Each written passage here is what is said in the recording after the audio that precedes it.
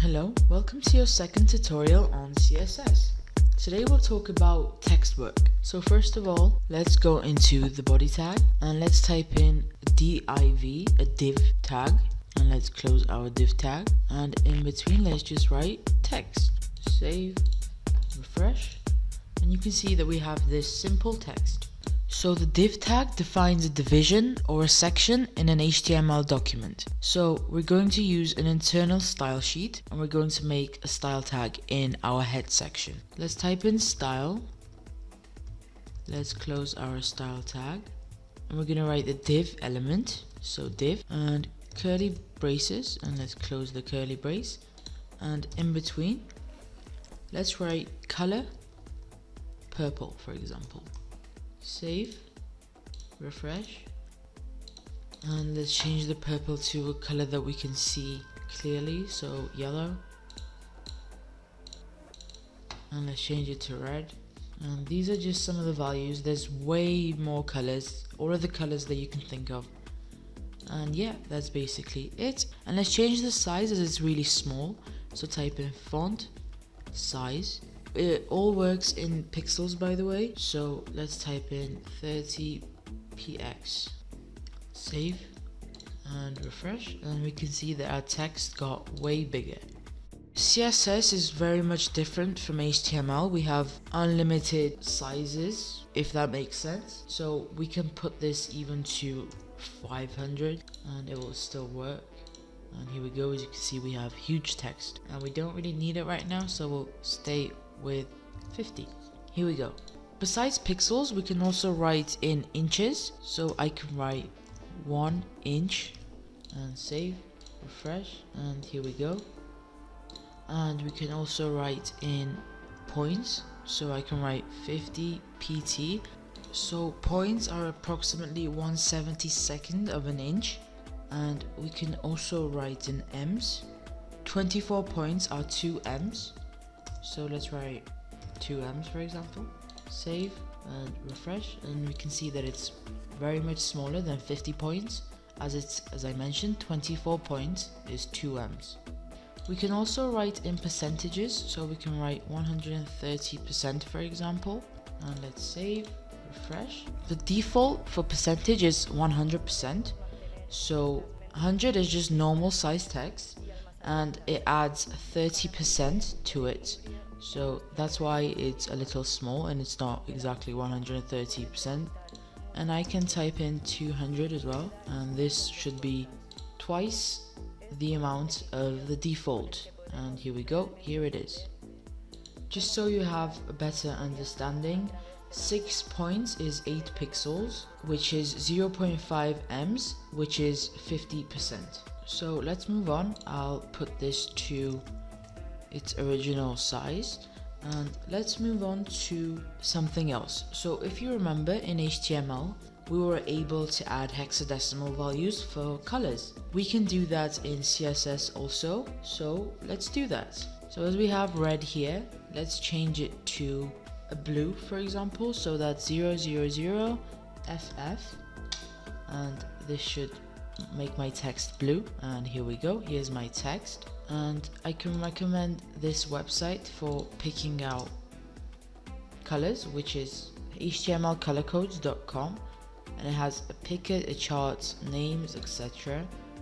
And you can go in here and just pick whatever color you'd like, any shade of it, and we'll get its hexadecimal value just under it, and you can copy it and paste it here. Save, refresh, and we can see that it turned into a dark red, sort of like a dark wine color.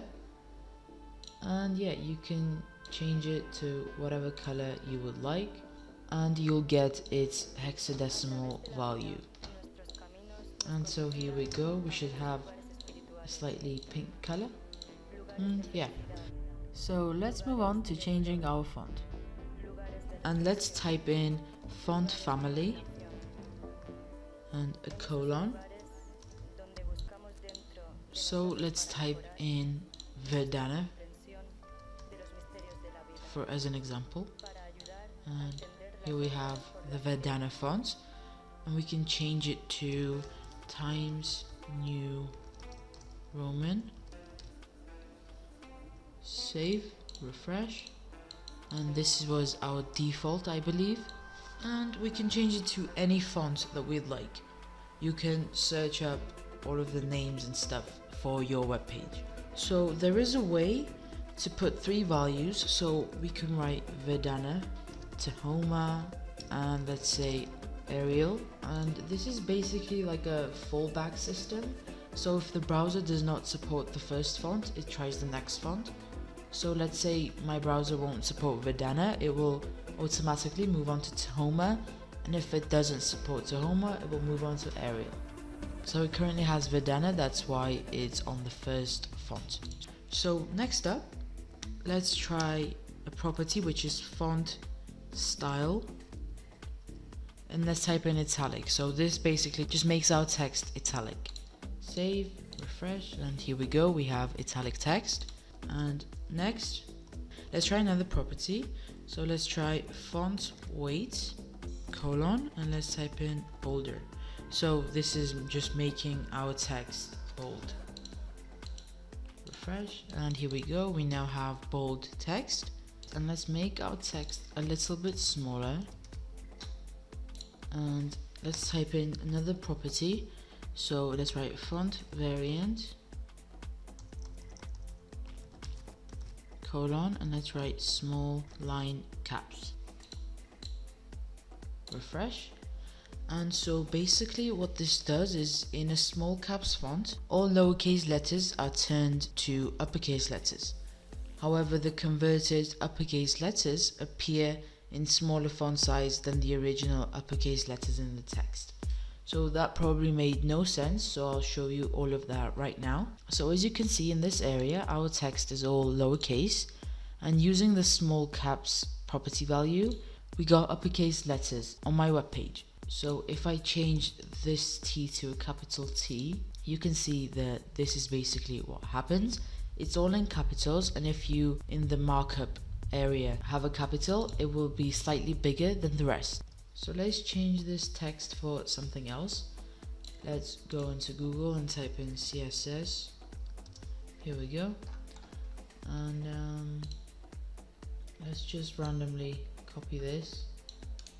Copy, and let's paste it into here so we can see it better. And let's save this and refresh, and you can see that all of my words on my web page are now in uppercase letters. So next up, let's put comments here, as we don't need this area for right now, and let's close it down here, and let's write the same thing in just one line, just like we did before. So what we do is we're going to type in font, colon, and let's type in everything that we have. So italic, small caps, bold,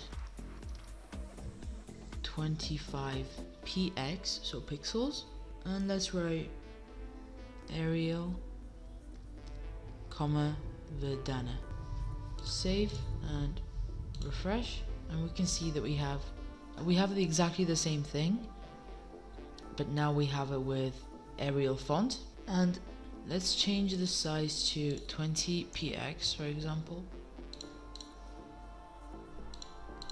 and let's add something else. So let's add text indent, colon, and let's write 30 px. So this is basically the indentation of the first line, and I'll show you that right now. Save, and you can see that we have an indentation right here on our first line.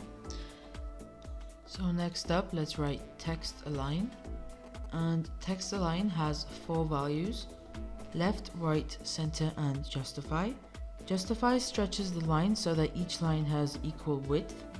So let's try it with the justify value, and let's save and refresh.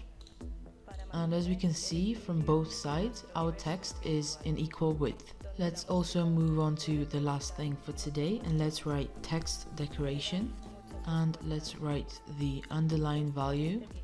So this will just basically underline our text, and here it is.